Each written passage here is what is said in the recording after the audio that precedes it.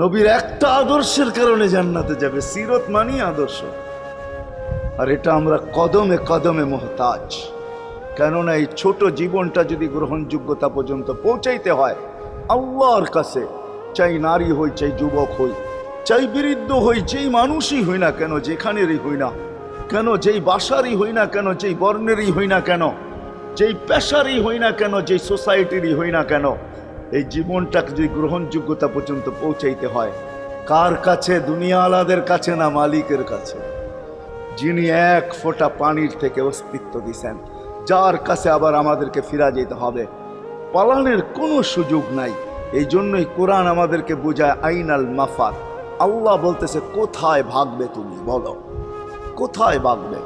কবির কথাই সত্য, যদিও নাকি পালাও তুমি আকাশেতে লাগিয়ে সিঁড়ি, সিঁড়ি লাগাও যদি